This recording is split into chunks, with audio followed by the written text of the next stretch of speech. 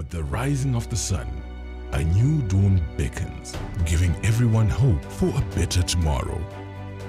One Money Remit brings convenience to your doorstep, connecting the hustlers, providers, long-distance carriers, and loved ones from one part of the city to the most remote parts across Zimbabwe, connecting people and bridging the divide through technology. We are committed to delivering innovative mobile solutions, enabling you to send and collect US dollars anywhere and making sure life goes on through one secure connection, keeping smiles alive and making a difference no matter where you are. With One Money, it's one time.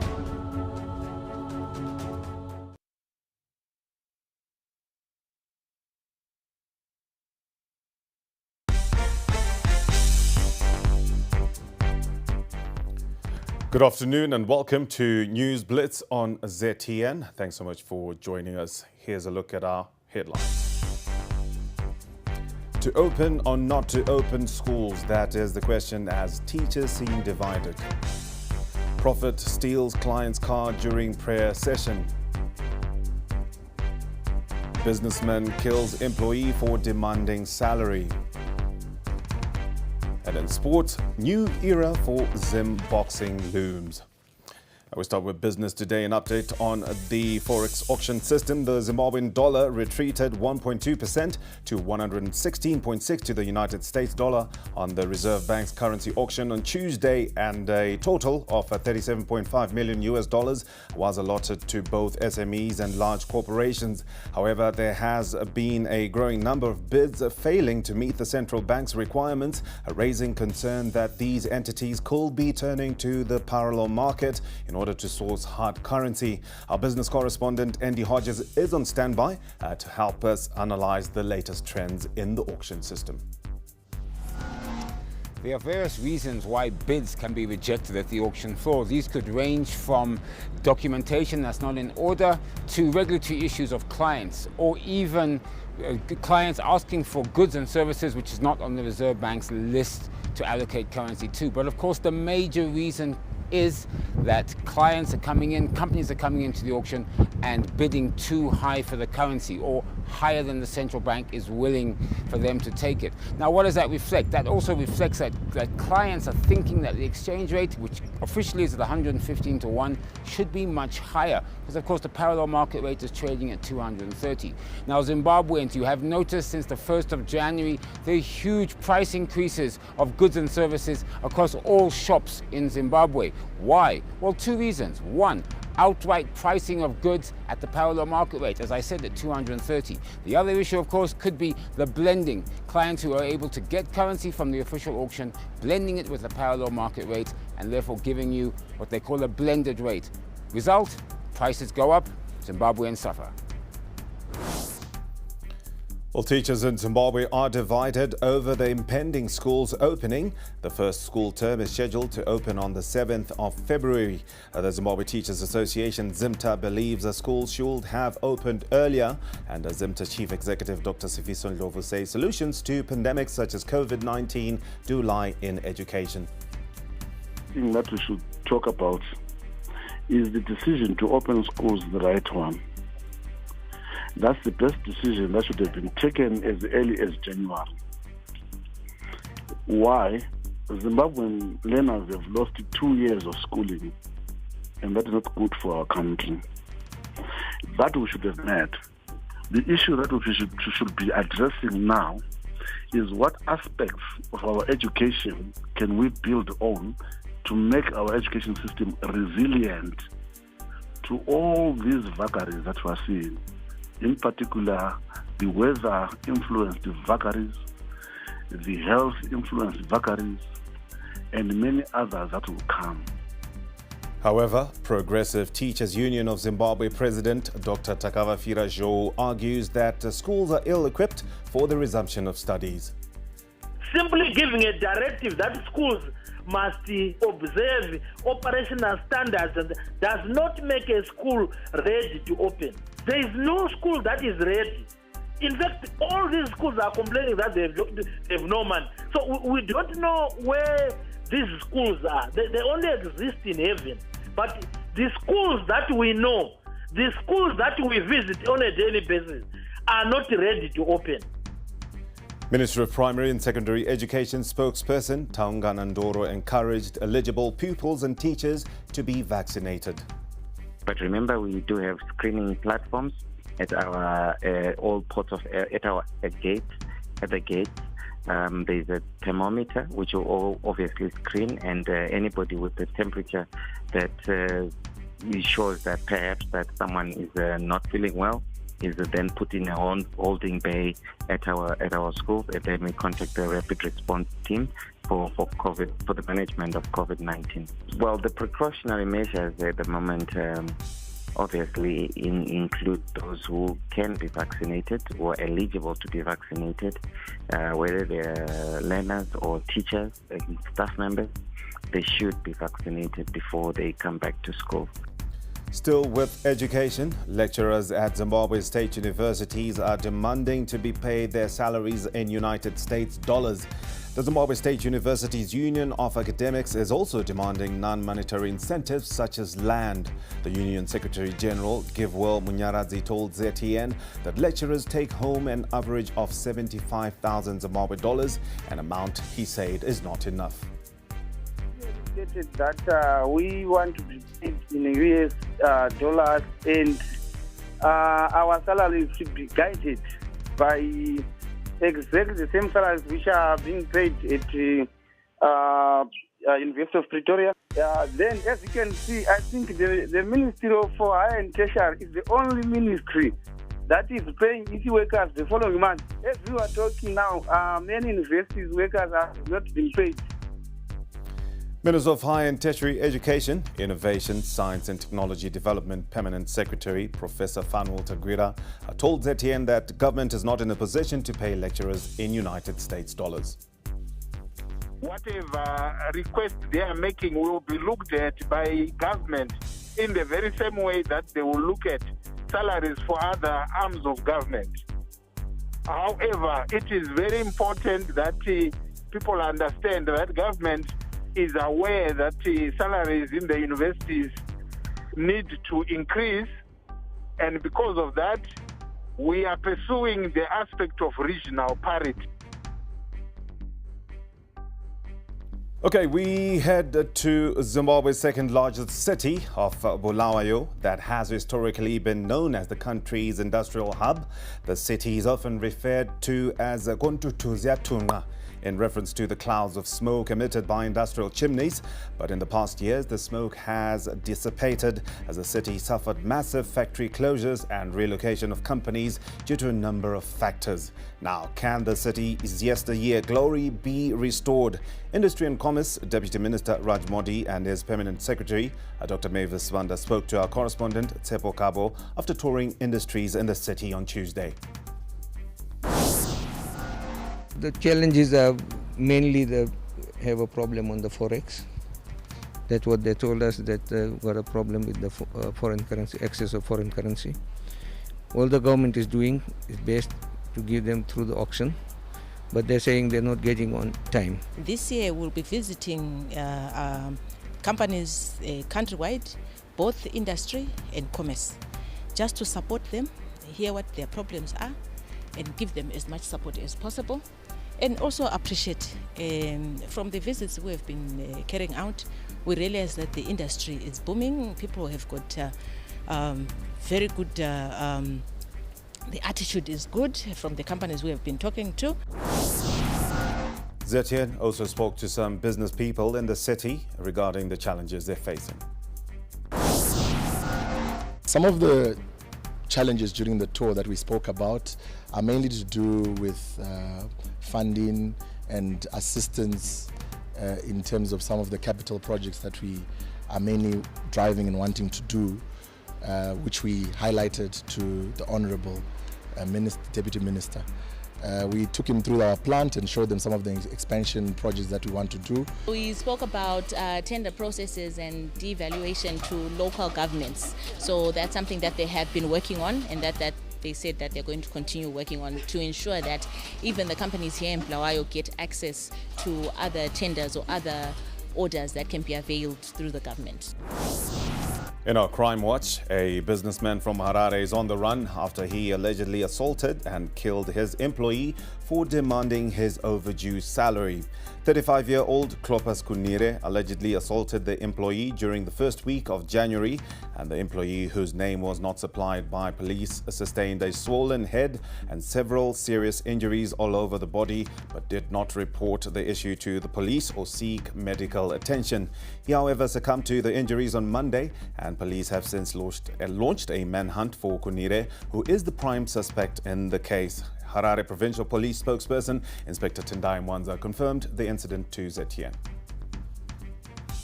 I can confirm receiving a report of murder in which a 44-year-old man is alleged to have been beaten by his employer, which caused his death.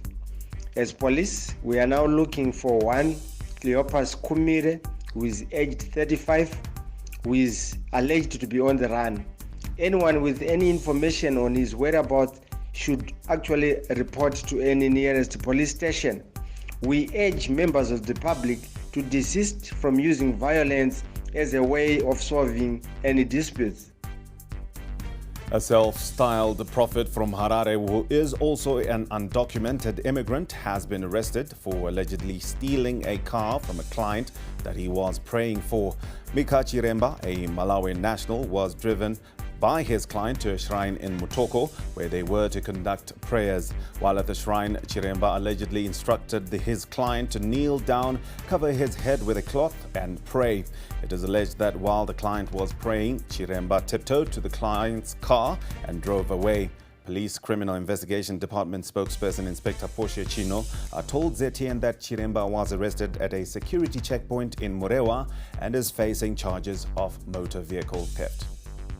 Public Police Criminal Investigation Department CID Murewa arrested Mika Chiremba, a self-styled prophet aged 34, theft of a motor vehicle which occurred in Mutoko. Zimbabwe Republic Police would like to urge members of the public to be wary of criminals who masquerade as self-styled prophets at duping unsuspecting victims of their property and hard-earned cash.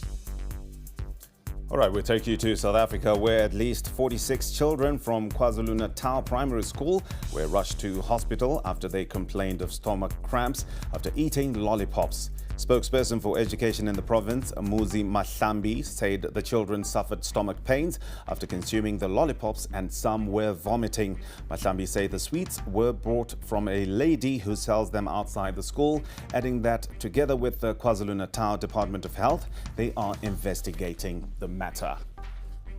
Russian President Vladimir Putin has accused the United States and his allies of ignoring Moscow's security concerns over Ukraine, but says he hopes the two sides will be able to negotiate a solution to the intensifying standoff. Speaking in Moscow on Tuesday, Putin said the Kremlin was studying a response from the US and NATO to demands Russia presented, including keeping Ukraine out of the Western security alliance. At least 24 people, including 10 miners, were killed after heavy rains triggered flood and landslides in the Brazilian state of Sao Paulo on Monday. The hardest hit areas are the satellite towns surrounding the capital, Sao Paulo, with the highest number of deaths recorded in the city of Franco da Roca. Amongst these affected is Souza, who runs a glass firm. Eu correndo, meu filho só vê aquele estrondão. E bloco, palheiro de bloco batendo nas minhas pernas e pedaço de viga correndo. Graças a Deus deu tempo eu sair da casa com vida, né? Eu e meu filho. And now for some munching news for foodies out there. Ordering food online has become the trend in Zimbabwe and the world over. COVID-19 lockdowns that restricted movement saw an increase in the use of such online facilities. Now, while most fast food outlets require customers to either call in or use their website in order to order food, Nando's is now using what is arguably the most popular social media platform in the country, WhatsApp. The fast food outlet launched its WhatsApp food ordering platform in Harare, and our correspondent Takudzwa Chambakwe had a test and, of course, a taste of the system earlier today. So Nando's has launched an exciting product which they're saying that you can now start ordering food using WhatsApp. No need for you to go on any other website which requires a lot of more data. So if you've got data bundles for WhatsApp, now you can start ordering your food using this facility. We heard about it and we came through here at Nando's Samora Machel to really check out if this facility is working as good as they say. So we're just going to take you through the process of how you do it. There we go. And we're just going to say hi. And let's see how it goes down. It's so quick. What would you like to do? So there are a couple of options here. What you like to do, set my store so I can order, download the menu, frequently asked questions about WhatsApp. So we're gonna order straight out. So after a couple of minutes of waiting, which is more or less the same time you would wait for your takeaway or your sit-in order, the food is finally here and I'm just gonna enjoy myself. So it's a new way of ordering food. You don't have to be talking to anyone. You just come in, sit, make your order using your phone, or you can do it in the comfort of your home. Let me now dig in.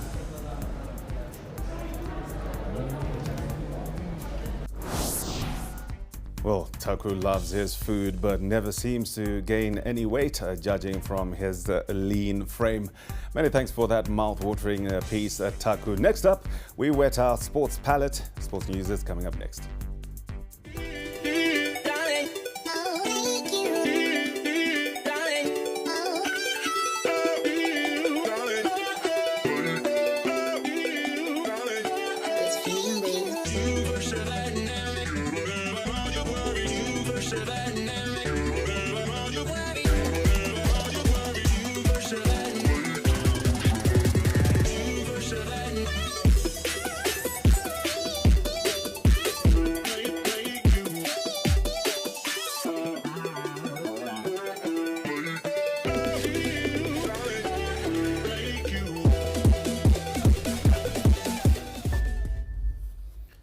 All right, sports news on a Wednesday, and we start with a groundbreaking development. It's boxing. Could this be the rise of boxing in Zimbabwe again?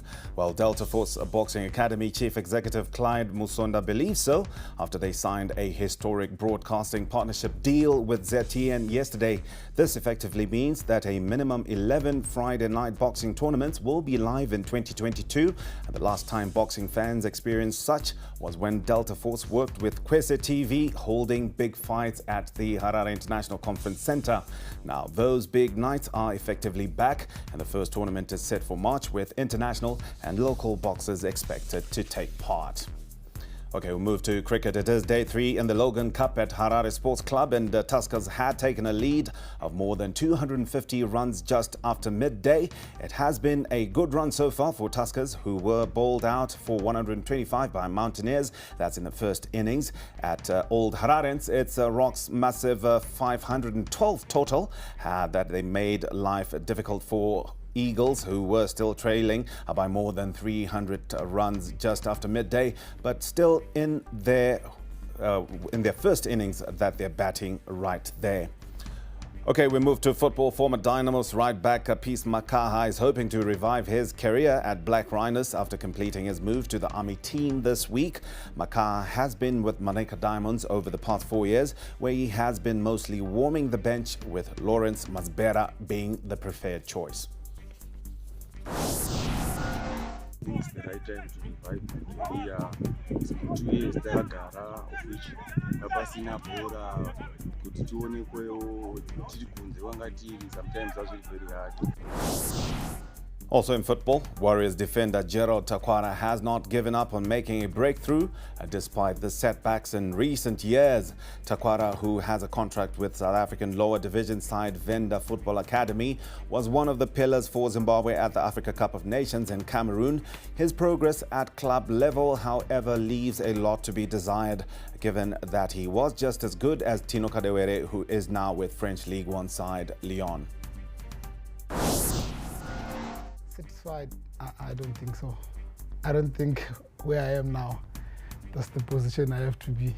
I think I need to be playing also far, far, far away. Yeah, we played together in school, same class, we learn together. Good friends also. Yeah, but I think it's fair. It's fine where I am, but that's not where I want to be.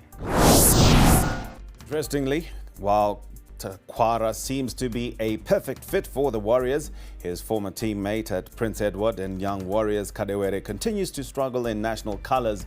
Takwara says it's normal and nothing has changed about the striker's attitude. Funny guy. He's a funny guy. Other people, they think he thinks big of himself, but I think he's just enjoying life. People need to understand he's playing there, he's making new friends. We all make new friends when you go to a new place. And when he comes back, we are his friends. Then we carry on from where we've left. But when he goes there, he needs to enjoy.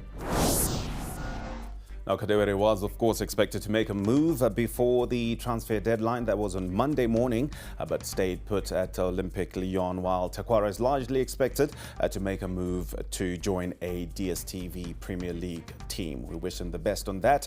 And News Blitz comes to a close for today. My name is Blessing. Thank you so much for making us your choice. Remember, you can visit our social media platforms to get in touch with more of our programming. On Twitter, it is at ZTN News, and our website is ztn.co.zw. Don't go away. World in 5 is coming up next.